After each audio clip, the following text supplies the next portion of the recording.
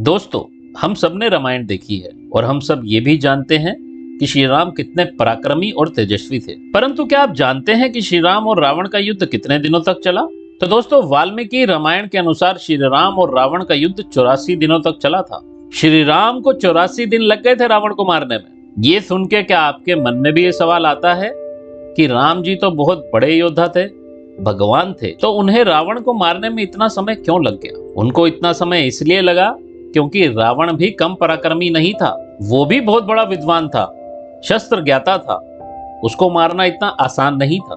राम जी जब भी रावण को मारते तभी रावण फिर से जीवित हो उठता। तब विभीषण ने उन्हें रावण की नाभि में अमृत होने का रहस्य बताया और फिर राम जी ने उनकी नाभि में वार किया और इस तरह रावण की मृत्यु हुई।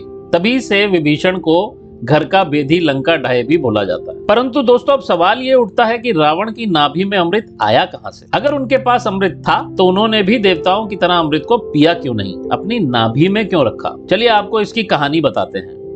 परंतु उससे पहले एक रिक्वेस्ट, यदि आप हमारे चैनल पर नए हैं तो इसे सब्सक्राइब कर लीजिए ताकि हमारी हर नई वीडियो आप तक सबसे पहले पहुंचे। दोस्तों, एक बार रावण और बाली के बीच युद्ध हुआ जिसमें रावण को शरीर की अंदरूनी चोट लगी और रावण बहुत ज्यादा बीमार पड़ गया। इसी बात को लेकर मंदोदरी, जो कि रावण की पत्नी थी, बहुत चिंता में थी और उन्होंने ये प्रण कर लिया था कि अपने पति को अमर बनाकर ही रहेंगी। ऐसा प्रण करके मंदोदरी अपने माता पिता, जो कि देवता कुल के थे, उनके पास गई और वहां उन्होंने अपने पिता से अमृत कलश के बारे में पूछा। दोस्तों, ये वही अमृत कलश है जो कि समुद्र मंथन से निकला था। उनके पिता ने उन्हें चंद्रलोक जाने की सलाह दी क्योंकि अमृत कलश चंद्रलोक में रखा हुआ था। तब मंदोदरी अपनी माता से देवीय शक्ति लेकर चंद्रलोक चली गई। चंद्रलोक में जाने के बाद उन्होंने चंद्र देवता से अपने पति की लंबी उम्र के लिए पूजा की इच्छा जताई। लेकिन दोस्तों, सच्चाई तो ये थी कि मंदोदरी वहां पर अमृत चुराने गई थी। मगर अमृत कलश बहुत ही चमत्कारी शक्तियों के द्वारा स्थापित किया गया था और कोई भी व्यक्ति वहां तक पहुंच नहीं सकता था,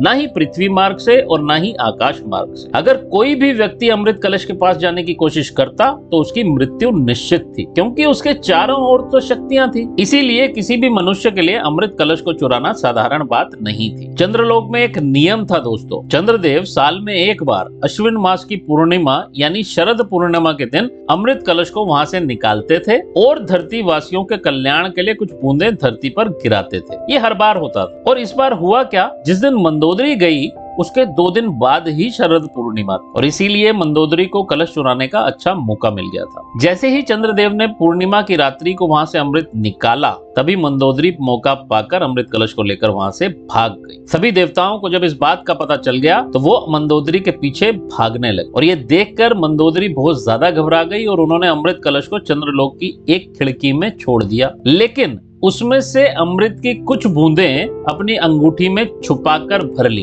और उसके ऊपर ग्रह का नग लगा दिया। इस प्रकार मंदोदरी अपने साथ थोड़ा सा अमृत चुराकर धरती लोक पर पहुंच गई। अब दोस्तों, मंदोदरी धरती लोक पर तो आ गई पर उसके पास अमृत की कुछ ही बूंदें थी। लेकिन इन अमृत की कुछ बूंदों से मंदोदरी ने रावण को अमर करने का ठान रखा था। मगर लंका में तो ऐसा कोई भी नहीं था जिससे वह मदद मांग सके। फिर उन्हें विभीषण का ख्याल आया क्योंकि पूरी लंका में विभीषण ही एकमात्र ऐसे व्यक्ति थे जो धर्म, पूजा पाठ और सकारात्मक प्रवृत्ति के विचार वाले व्यक्ति थे। मंदोदरी ने सारी घटना विभीषण को बताई। पहले तो विभीषण ने उनका विरोध किया मगर फिर मंदोदरी के बहुत जिद करने के बाद वो तैयार हो गए। विभीषण ने मंदोदरी से बोला कि इतना थोड़ा सा अमृत पीने से भ्राता को कोई भी लाभ नहीं होगा क्योंकि ये चंद बूंदे ही तो हैं। हमें इसे भ्राता की नाभि में स्थापित करना चाहिए क्योंकि नाभि में मणिपुर चक्र होता है जहाँ ब्रह्मा जी का निवास होता है और नाभि के द्वारा पूरे शरीर को पोषण प्राप्त होता है जैसे माँ के गर्भ में एक छोटे बच्चे को होता है।